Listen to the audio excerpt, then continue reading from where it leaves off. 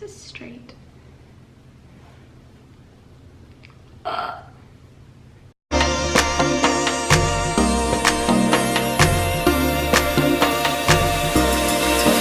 Hello everybody! So I'm gonna answer your questions today. A friend of mine asked me, how do I go about meal prepping and macro counting? And I realized I think I have a lot to say about this. So I'm gonna split it into two videos. This one is gonna be more about macro counting, and it's gonna include some math, and the next video will be about meal prepping. I'll try and give you my take on things and kind of my opinions about this topic, because it is a very, nutrition is a very controversial topic. But anyways, let's get into macro counting. So the first thing that you wanna do, actually the first thing that you wanna do is not macro count. When I am off season, not prepping for a show, I don't count my macros. I do what people call intuitive eating. Now, intuitive eating is where you want to be because it's more convenient and it just makes life more enjoyable. Always having like your tracker app out and your scale out and bringing it everywhere you go is just really not so fun. With that being said, some people, myself included, struggle with intuitive eating. If I'm stressed out or if I'm having a bad day and the food is really good, I don't stop when I'm full or satisfied. I keep eating. So sometimes macro counting for a little bit of time is going to be useful so that we can kind of get familiar with our portion sizes that are needed for our body, so that when we go off of calculating our macros and counting our macros, we still have an idea how much protein we need, how much nuts we should be eating. We still kind of have an idea. So that's why we're going to talk about macro counting. But if you're good at intuitive eating, you don't need to do this, and I recommend that you don't do this unless you're prepping for a bikini competition or a bodybuilding show, a photo shoot, you want to get lean for the summer and you just want to make sure you're doing it right, then this can be useful. Otherwise, just try to feel your body. How do I feel? This is gonna be healthy for me. So the next thing that we have to discuss before we get into this though, is that your body is not as straightforward as calories in, calories out. There's so many things happening in your body that if you say you eat too little calories, your metabolism is gonna go down, you're gonna start feeling cold, your body's gonna make up for it. It's not gonna lose its fat. If you go down so low, it's gonna rather change something else before it loses its fat, because it's gonna think, oh, well, we're not getting any food, I better try and keep this fat so that we can stay warm. Instead, I'm gonna lower the metabolism, I'm gonna lower your body's heat. And the same way, if you eat too much calories one day, sometimes it's not really a big deal because you'll just be more hot and you'll just release the calories as heat energy. Yes, of course, some calories will come as fat, but it's not as simple as calories in, calories out. So you don't have to be like a precise macro counter and calculator, because your body isn't as straightforward as that. There's so many things going on in your body that if you go above your calories or below your calories one day, it regulates itself. The other thing that we need to talk about is calories, because not all calories are made equal. Think of like 100 calories of a carrot or 100 calories of a carrot muffin. Like, which one is your body going to be able to absorb and digest and take in the nutrients better? The carrot. So just because they're both equal 100 calories doesn't mean that you can eat the carrot muffin. I mean, you can, of course, but if you have the option, you should eat the carrot over the carrot muffin more often than not. I'm not saying don't eat the carrot muffin, but when you're faced with these choices of, do I eat the fast food that equals 500 calories, or do I make my own meal that equals 500 calories? Well, they're both the same amount of calories, but no, the fast food is way worse for your body, and it's gonna react much differently within yourself.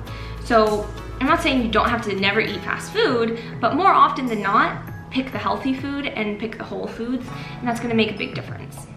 So with that being said, it's kind of like, you might have heard, if it fits my macros.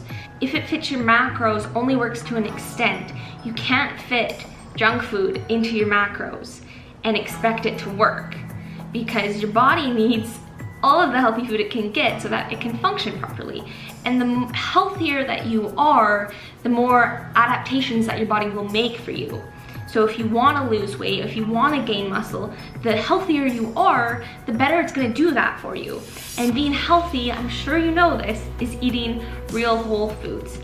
And of course, you should indulge, but if you have a goal, you shouldn't indulge every day. All right, so let's get on to macro counting. The first thing that you need to do in order to do this is figure out how many calories that you need. And the easiest way to do this is to just go to Google, type in calorie calculator, and pick a website, and it's gonna ask you for your weight, your height, how active you are. So for example, I did it for myself when my weight was my regular weight. I normally weigh like 140 pounds. Not right now because I'm cutting for a show, so my weight is getting lower, but I normally weigh about 140. I'm 5'4". I would say I'm moderately active 3 to 5 times a week in my off season. Right now, I work out a little bit more than that. So the calculator said that to maintain, I should be eating 2,124 calories. If I want to lose 1 pound per week, I should be eating about 600 calories. Now, a note on losing weight. You cannot try to lose weight quickly. Okay, you can try. It's not gonna work very well because your body wants to stay in homeostasis. In other words, it wants to stay how it is. So if you cut your calories really quickly, your body's kind of gonna freak out and it's not gonna be healthy. You're gonna have some hormone issues and you're just probably gonna feel awful. So losing 1 pound per week should be like your max. Don't try to lose 2, 3, 4. Stick with 1 pound per week because you want this to be a healthy process, not a quick fix. I hate quick fixes. If you want to hit your goals, it takes consistency and dedication, not something quick and easy. It's hard work. Anyways, so the calculator said I needed about 2,100 calories to maintain my weight. Now, how do you know how much of that should be your protein, your carbs, and your fat?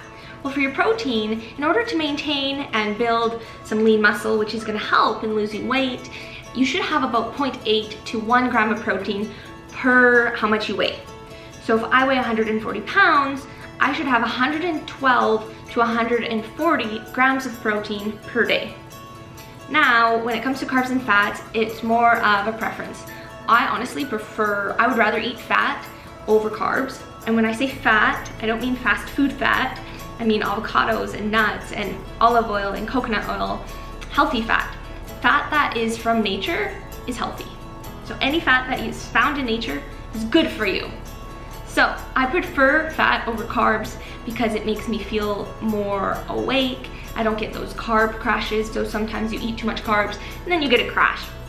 I don't really like those. I prefer to eat fat over carbs, but it's really up to you. Once you figure out your protein, you decide, I want some carbs, I want some fat. You can have like an even split, more carbs, more fat.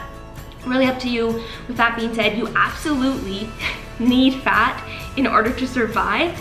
Your brain can't function without fat. So you should never ever put your fat to 0 because you will not live. You need fat.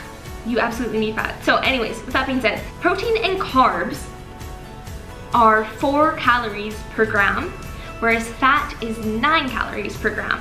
So for example, I decided that in my little mock math that I'm going to have 130 grams of protein per day. So that was between the 112 and 140 grams to maintain my lean muscle and even build lean muscle.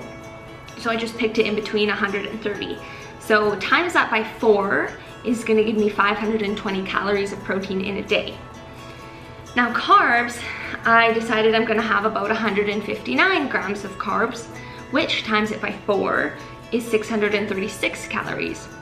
And fat, I decided I'm gonna have 108 grams of fat, times it by 9, there's more calories in fat, equals 968 calories.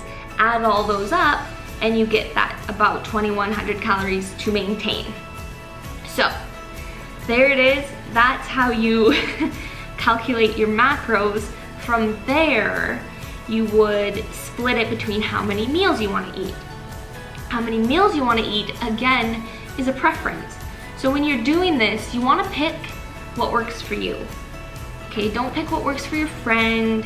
Don't pick what the TV is telling you, because it all works as long as it works for you. You can eat 8 times a day. You can eat once a day. It doesn't matter how many times you eat a day. It doesn't matter how you split up your ratios between carbs and fat. What matters is that you stick to it and you do it. That's what matters. So again, for me, I prefer to eat less times per day. I love eating, but at the same time, it takes a lot of time. So I'd rather eat less times in a day to get other things done.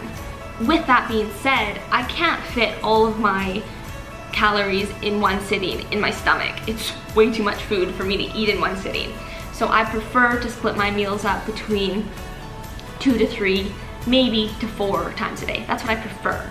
Now, some people say you need to eat 6 times a day. Some people think fasting is good, which it is, and they say to eat 1 time a day, which is fine.